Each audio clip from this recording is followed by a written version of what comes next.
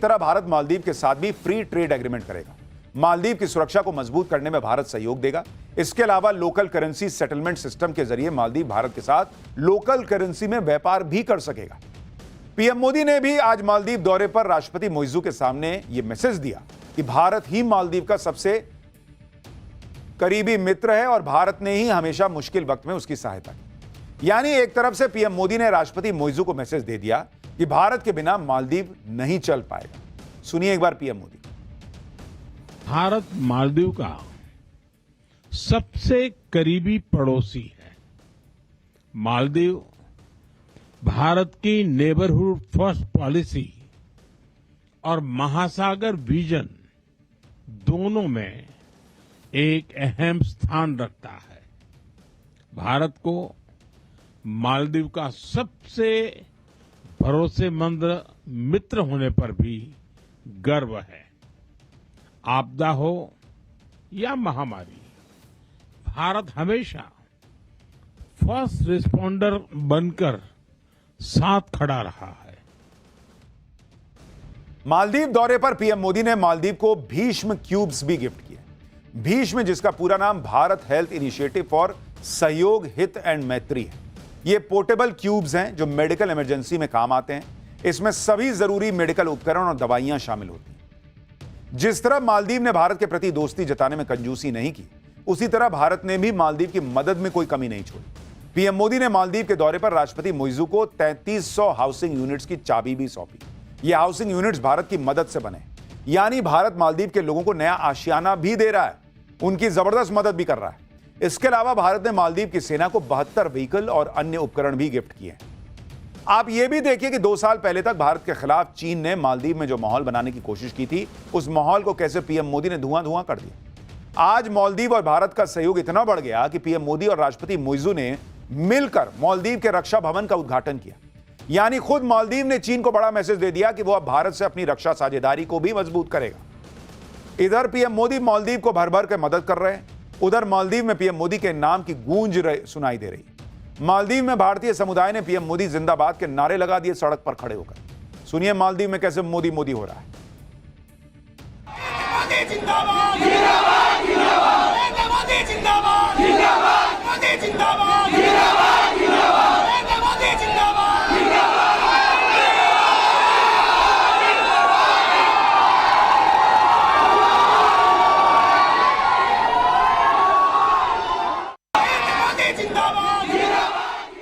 जैसे मोदी मोदी के नारे लग रहा है इंडिया की सड़क है, मालदीव में हो रहा भाई मोदी मोदी। आपके मन में यह भी सवाल आ रहा होगा कि मालदीव तो छोटा सा देश है, आखिर चीन या भारत जैसे बड़े से देश उसे इतनी अहमियत क्यों दे रहे भाई। दरअसल समुद्री सुरक्षा के लिहाज से मालदीव भारत के लिए बहुत इंपॉर्टेंट है। मालदीव हिंद महासागर में करीब 1200 द्वीपों वाला एक देश है। यह देश लक्षद्वीप से महज 700 किलोमीटर की दूरी पर है। मालदीव एक ऐसे महत्वपूर्ण जहाज मार्ग से सटा हुआ है जिससे होकर चीन, जापान और भारत जैसे कई देशों की ऊर्जा की आपूर्ति होती है। भारत का 90% से ज्यादा अंतर्राष्ट्रीय व्यापार हिंद महासागर से होता है। इसलिए हिंद महासागर में सुरक्षा व्यवस्था को कायम रखना भारत के लिए बहुत जरूरी है और उसके लिए मालदीव से यह दोस्ती भी इंपॉर्टेंट है। पीएम मोदी ऐसे वक्त में मालदीव गए हैं जब चीन, पाकिस्तान और बांग्लादेश मिलकर भारत को अलग थलग करने की साजिश कर रहे हैं। ऐसी कुछ खबरें चल रही हैं कि पाकिस्तान ऐसा ट्राई कर रहा है कि ऐसा हो जाए। इसके लिए पाकिस्तान चीन से सटा जा रहा है और कह रहा है कि भारत के बिना सार्क जैसा कोई ग्रुप बना लेते हैं। लेकिन पीएम मोदी ने मालदीव पहुंचकर चीन और पाकिस्तान की कोशिशों को झटका दिया, क्योंकि सार्क देशों में मालदीव भी शामिल है, जो अब भारत के पाले में आ चुका है। पीएम मोदी की धमाकेदार डिप्लोमेसी को देखकर चीन और पाकिस्तान तनाव में होंगे। खासकर पाकिस्तान को यह पता है कि आज नहीं तो कल पीएम मोदी फिर पाकिस्तान को धोएंगे। शायद इसलिए पाकिस्तान की सरकार से लेकर वहां की सेना तक हर कोई कुछ दिन में चीन की तरफ दौड़ा दौड़ा चला जाता है। पहले पाकिस्तान के डिप्टी पीएम चीन गए थे, अब पाकिस्तान का फर्जी फील्ड मार्शल असीम मुनीर दौड़ा दौड़ा चीन पहुंच गया। मुनीर ऐसे वक्त में चीन गया है जब पीएम मोदी भी लगातार डिप्लोमेटिक दौरे पर है। इधर मोदी ब्रिटेन के बाद मालदीव पहुंचे, उधर असीम मुनीर दौड़ा दौड़ा चीन पहुंच गया। चीन से पहले असीम मुनीर अमेरिका गया था, आपको याद होगा। वो इसी हफ्ते श्रीलंका और इंडोनेशिया भी जाएगा। असीम मुनीर ऐसे दौरे करके मैसेज दे रहा है कि पाकिस्तान में सब कुछ वही चला रहा है। लेकिन असीम मुनीर यह सोचकर चीन गया था कि उसका गर्मजोशी से स्वागत होगा, कोई रेड कारपेट वगैरह बिछाया जाएगा। लेकिन चीन दौरे पर मुनीर की जमकर किरकिरी हुई। चीन के विदेश मंत्री वांग यी की बॉडी लैंग्वेज ही बता रही थी कि मुनीर की क्लास लगने वाली है। वैसे तो मीटिंग में मुनीर ने चीन के साथ दोस्ती को भाईचारे पर आधारित बताया, चीन के साथ पार्टनरशिप को चट्टान की तरह मजबूत बता दिया, चीन को आयरन ब्रदर तक बता दिया। लेकिन चीन के विदेश मंत्री ने मुनीर से पाकिस्तान में चीन के प्रोजेक्ट्स में हो रही देरी पर नाराजगी जताई, पाकिस्तान में चीन के नागरिकों पर जो हमले हो रहे हैं उस पर नाराजगी जताई, पाकिस्तान पर वादा खिलाफी का आरोप लगाते हुए नाराजगी जताई, पाकिस्तान को अपने घर के आतंकी खतरे के लिए डांट भी लगाई। चीन ने पाकिस्तान में सीपेक समेत कई प्रोजेक्ट में इन्वेस्ट कर रखा है, पाकिस्तान को अरबों डॉलर का कर्ज दे रखा है। ऑपरेशन सिंदूर के दौरान भी चीन ने पाकिस्तान की मदद की थी, लेकिन पाकिस्तान अपने ही देश में चीनी नागरिकों और चीन के प्रोडक्ट्स को बचाने में फेल रहा। मार्च 2024 में उत्तरी पाकिस्तान में एक आत्मघाती बम हमले में 5 चीनी वर्कर की मौत हो गई थी। नवंबर 2024 में कराची में 2 चीन के नागरिकों की पाकिस्तानी गार्ड ने गोली मार के हत्या कर दी थी। अक्टूबर 2024 में कराची हवाई अड्डे के बाहर आत्मघाती विस्फोट में 2 चीनी इंजीनियर मारे गए थे। मार्च से जुलाई 2025 के बीच ही कम से कम 4 बार चाइनीज नागरिकों को निशाना बनाया गया। पाकिस्तान से जब खुद को बचा नहीं पा रहा है तो वो चीन को क्या ही बचा पाएगा। इसलिए चीन पाकिस्तान की क्लास लगा रहा है कि इतनी भीख मिलती है, कम से कम उसके लोगों को तो बचाओ भाई, तुमको इतना भीख दे रहे हैं। एक तरफ पाकिस्तान की बेइज्जती पर बेइज्जती हो रही है, दूसरी तरफ भारत का सम्मान पर सम्मान। लेकिन इसके बावजूद भारत में गजब की पॉलिटिक्स चल रही है और उसी से जुड़ा अब अगला चैप्टर खोल रहा हूं। इधर राहुल की डस्टबिन वाली पॉलिटिक्स, उधर खड़गे ने मान लिया कि मोदी ने मिट्टी में मिला दिया है क्या। राहुल गांधी मिक्स जाति के हैं, किस कांग्रेस नेता ने गजब का दावा ठोक दिया। आज संसद फिर क्यों नहीं चली, क्या बवाल हुआ है, राहुल गांधी कौन सी ओबीसी वाली पॉलिटिक्स लेकर आए हैं, अब इसका चैप्टर खोलता हूं। पूरी दुनिया आज की डेट में भारत को बेस्ट बता रही है, लेकिन भारत में देखिए क्या हो रहा। पूरा इंडी गठबंधन यह बताने में जुटा है कि भारत में सिस्टम कितना खराब है। जिस चुनाव आयोग का नाम दुनिया भर में है, उस चुनाव आयोग को इंडी गठबंधन सिर्फ इसलिए घेर रहा है क्योंकि चुनाव आयोग बिहार में वोटर लिस्ट का रिवीजन करवा रहा है। बिहार में हो रहे वोटर वेरिफिकेशन के खिलाफ इंडी गठबंधन का प्रोटेस्ट आज भी चला। चुनाव आयोग के खिलाफ नारेबाजी की जा रही है, एसआईआर को लोकतंत्र पर वार बताया जा रहा है। आप ये भी देखिए कि एक तरफ वोटर वेरिफिकेशन पर बवाल किया जा रहा है तो दूसरी तरफ कांग्रेस जाति की राजनीति को धार दे रही। आज दिल्ली में कांग्रेस का एक बड़ा कार्यक्रम हुआ जिसमें राहुल गांधी ने खुलकर ओबीसी पॉलिटिक्स की। इस कार्यक्रम में राहुल गांधी ने फिर से जाति जनगणना की बात की। राहुल गांधी के साथ खड़गे ने भी पीएम मोदी पर जमकर निशाना साधा। लेकिन सवाल यह है कि एसआईआर और जाति वाली राजनीति के दम पर इंडी गठबंधन नरेंद्र मोदी के सामने कितना टिक पाएगा, आज आपको विस्तार से यह बताऊंगा और एसआईआर पर विपक्ष के आरोपों का फैक्ट चेक भी करेंगे। लेकिन पहले जो आज हंगामा हुआ, जो पॉलिटिक्स हुई, जो फाड़ के डस्टबिन में डालना हुआ है, जरा देखिए उसकी एक झलक।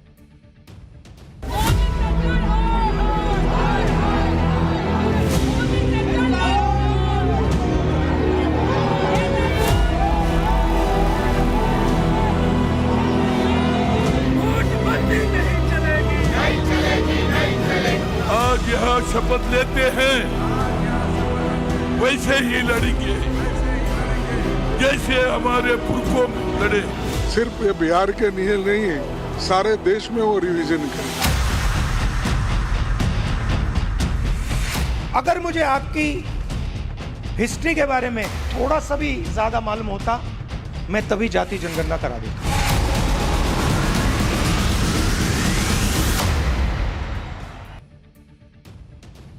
आज संसद के मॉनसून सत्र का 5वां दिन था, लेकिन आज भी इंडी गठबंधन ने बिहार के वोटर वेरिफिकेशन के मुद्दे पर यानी एसआईआर का जोरदार विरोध किया। संसद फिर नहीं चल पाई। इंडी गठबंधन के नेताओं ने संसद भवन परिसर में गांधी जी की प्रतिमा के पास जमकर नारेबाजी की। सभी के हाथों में एसआईआर का पोस्टर था और एक बैनर जिस पर लिखा था एसआईआर लोकतंत्र पर वार है। राहुल गांधी, मल्लिकार्जुन खड़गे, प्रियंका वाड्रा, रामगोपाल यादव, मनोज झा, डिंपल यादव जैसे कई नेताओं ने इस प्रोटेस्ट मार्च में हिस्सा लिया। इसके बाद सारे नेताओं ने एसआईआर वाले पोस्टर को फाड़ फाड़ के डस्टबिन में डालना शुरू कर दिया। मतलब यह दिखाने की कोशिश कर रहे थे कि एसआईआर को कूड़ेदान में फेंक देना चाहिए। राहुल गांधी, प्रियंका वाड्रा और मल्लिकार्जुन खड़गे सभी ने एसआईआर वाले पोस्टर को डस्टबिन में डाला। मल्लिकार्जुन खड़गे ने तो एसआईआर के पोस्टर को फाड़ के डस्टबिन में डाला, यानी पूरा ड्रामा क्रिएट किया गया और यह जताने की कोशिश की गई कि एसआईआर के जरिए चुनाव आयोग कितना बड़ा, मान लीजिए कि इनकी नजर में अपराध कर रहा है। सुनिए एक बार इंडी गठबंधन के नेताओं।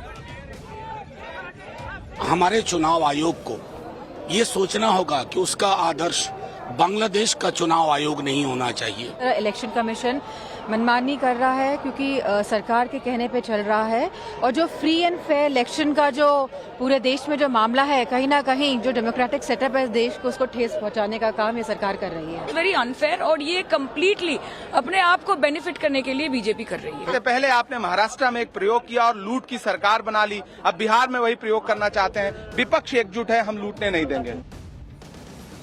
इंडी गठबंधन बिहार में हो रहे एसआईआर का विरोध किए जा रहा है और चुनाव आयोग पर हमले कर रहा है, चुनाव आयोग पर मनमाने आरोप लगा रहा है। लेकिन चुनाव आयोग ने अब जो फैसला लिया है उससे इंडी गठबंधन को झटका लगने वाला है। चुनाव आयोग अब पूरे देश में एसआईआर कराने जा रहा है। चुनाव आयोग ने कह दिया है कि अपने संवैधानिक अधिकार के तहत वोटर लिस्ट की अखंडता की रक्षा के लिए अब पूरे देश में विशेष गहन परीक्षण यानी एसआईआर शुरू करने का निर्णय लिया गया। देश के बाकी हिस्सों में एसआईआर के लिए शेड्यूल सही समय पर जारी भी कर दिया जाएगा।